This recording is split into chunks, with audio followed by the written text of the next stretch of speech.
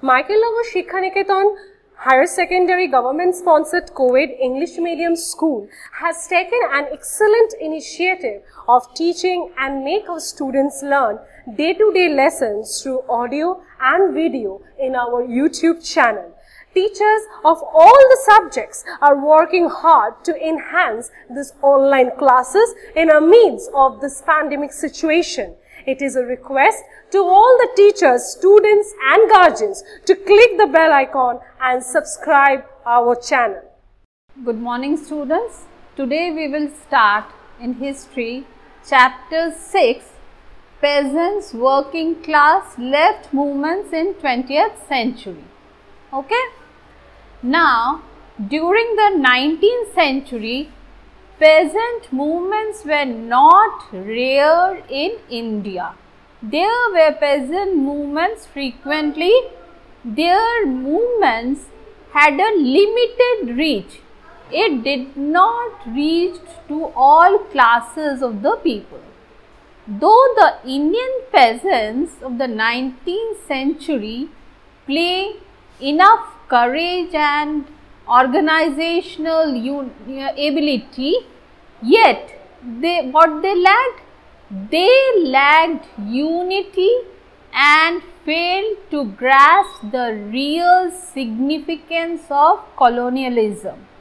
There was no unity among the peasants, and in this period of time there was partition of Bengal, and it was done in which year? In year 1905, and it was done under the leadership of Governor General Lord Curzon. For this partition of Bengal, the anti-partition movement started, and for this, what were the features of the anti-partition movements?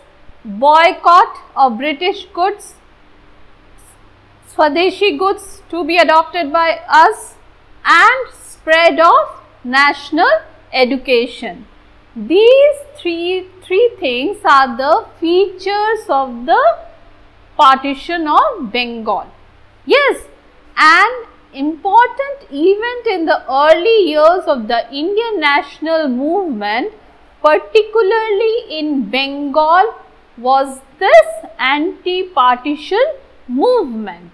The movement started in the wake of the decision of the partition of Bengal announced on 20th July 1905, and the partition became effective from when? From 16th October 1905. And the anti-partition movement, it by this time assumed an all India character, where people from different classes, they took part, they participated. Though the movement took an all India character, but it was limited to the urban middle class. At that period of time also, it did not reach to the people living on the village side. And according to Bipin Chandra Pal, he is a noted historian, that this movement, that is the anti-partition movement, could not attract desirably the peasantry of Bengal, because it had the character of an urban middle class, because the urban middle class people participated more on this movement. But the scenario changes when Gandhiji he came. Gandhiji, in his first phase of the peasant movement, when he reached India, when he came from Africa, what happened then? From the days of Gandhiji, a relationship of the peasants and the Indian National Congress matured, and a relation was established between whom? Between the peasants on the one side and the Indian National Congress on the other side, because unless there is a good leadership, no movement can make its progress. Okay. And the magical personality of Gandhiji, his lifestyle, his simple dress, all these attracted whom? The peasant, because you all know that Gandhiji, he lived a very simple life, he wore simple clothes. As a result, the peasants spread, this peasant movement spread to different parts of India, and these peasants who were till now not united, they got united and they became politically more sensible. They now united and they decided that they have to achieve their freedom from whom? From the British government. Before his appearance in the Indian politics, Gandhiji took part in two movements of the peasants. He took part in two movements of the peasants. One is the Champaran Satyagraha that held in 1917. Where is Champaran?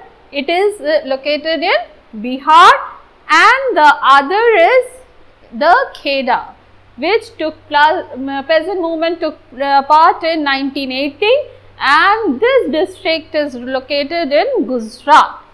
What happened in the Champaran Satyagraha in 1917? In 1917, Gandhiji started Satyagraha movement at Champaran in Bihar due to the severe, unspeakable torture of the indigo planters. The condition of the poor peasants, what happened? They rose to extreme height. The torture given by the indigo planters to the peasants was unreachable. It reached its extreme height. Yes, the local farmers had to lease out their lands to the indigo planters, who were and in this case, who were in the forefront? The Britishers. And the system of leasing out followed, that is the system of Teen Katia. What is Teen Katia system? A farmer has to plant indigo in 3 kathas of land out of 20 kathas. If a farmer has 20 kathas to cultivate any other agricultural crops, the Britishers made it compulsory for the peasants to cultivate 3 kathas only indigo, and this is known as the Teen Katia system. At this time, some people of Champaran, they appealed to Gandhiji because they didn't had any leader. They wanted a good leader, and he became very active.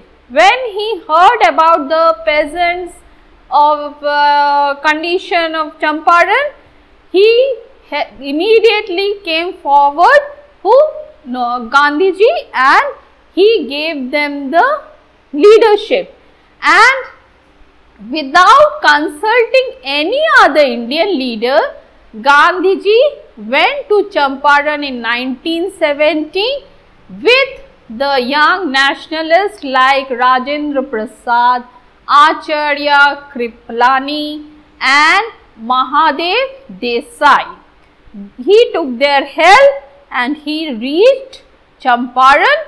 The angry British government, they ordered that Gandhiji had to leave Champaran, but Gandhiji defied the order of the British government. For this, he was arrested and produced before the court, but he was released because nothing much important could be proved against Gandhiji. For this, Gandhiji was released. He at last, what happened? At last on 10th June 1917, Gandhiji appointed an inquiry committee to inquire about the condition of the indigo farmers. 1917, on 10th June, the government appointed an inquiry commission and to look out what happened in Champaran, and a result came out, and Champaran agitation bill was put forward, in which the indigo farmers, they won the challenge and they were freed. Now they were free to cultivate whatever they liked to cultivate in their land instead of the 3 kathya which they had to give for the indigo cultivation. Next, in 1918, another incident happened which is very important in our history of the peasant movements that happened against the anti-partition movement, and that is the Kheda movement. It took place in the district of Gujarat.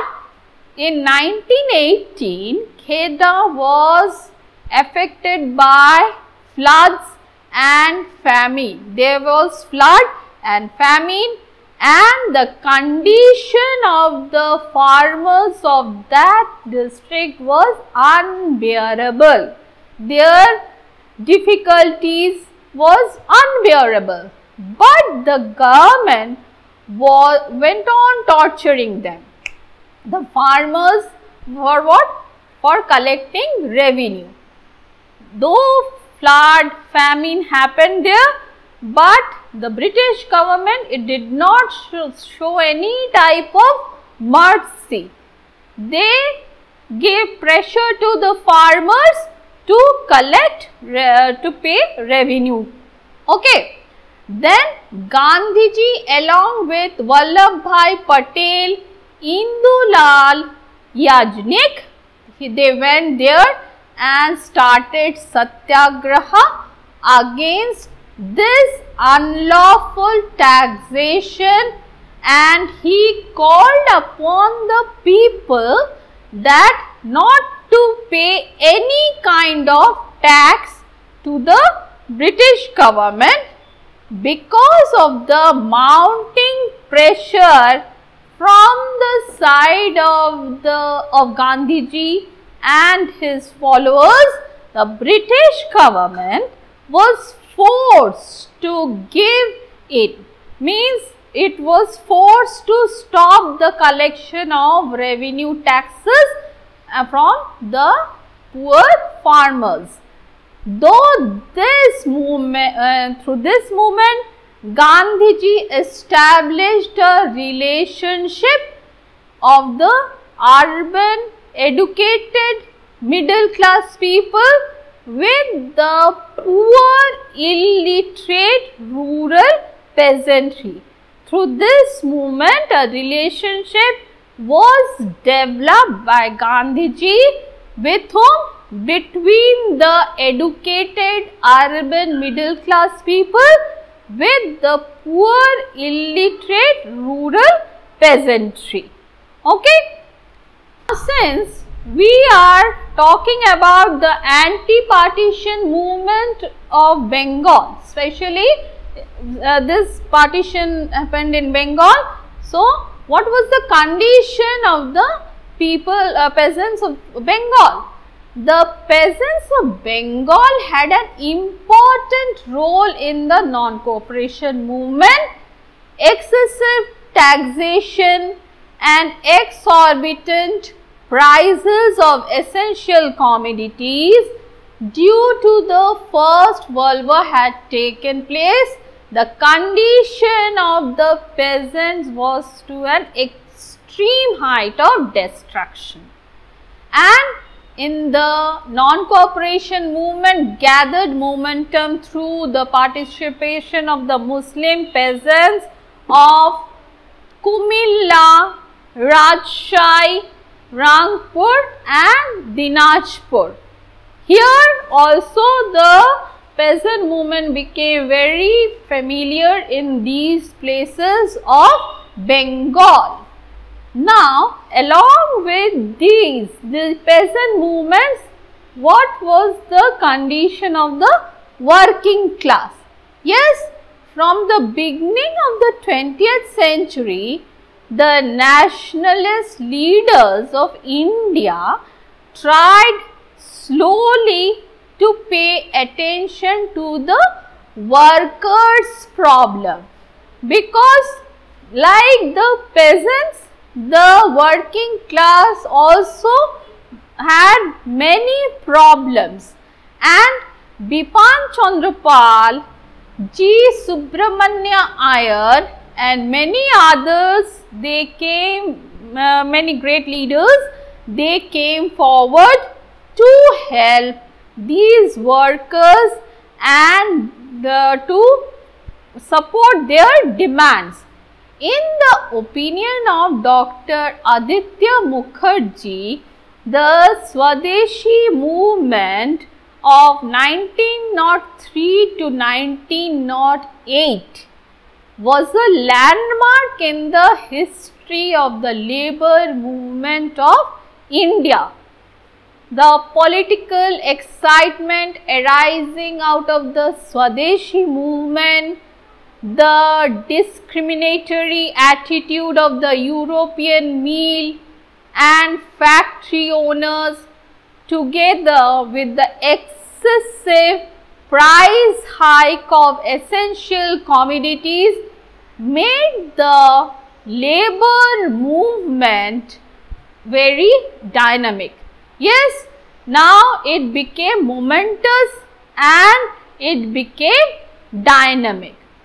And the leaders who supported the labour movement were Ashwini Kumar Banerjee, Apurva Kumar Ghosh, Bal Gangadhar Tilak, and these are the important leaders who held the working class.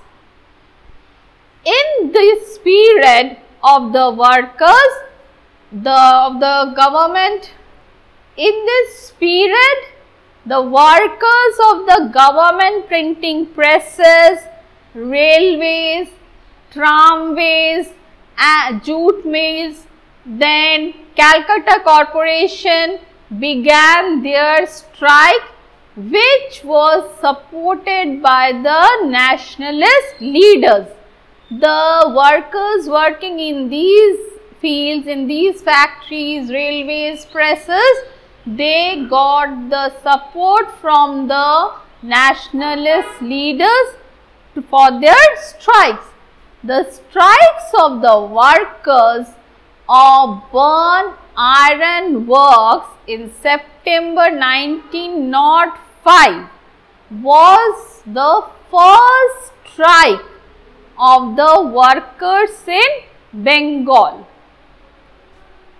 The first labour strike done in Bengal was in Burn Iron Works, which was done in September 1905, and the jute mill workers, they didn't lag behind. They also did, the repeated strikes were held, and it is said that in the Swadeshi period, at least strikes were done in 37 jute mills all over Bengal, and it was not limited in Bengal only. This took place in Madras also, in Punjab, Bombay, Ahmedabad, Kanpur, and in other places this industrial strikes took place.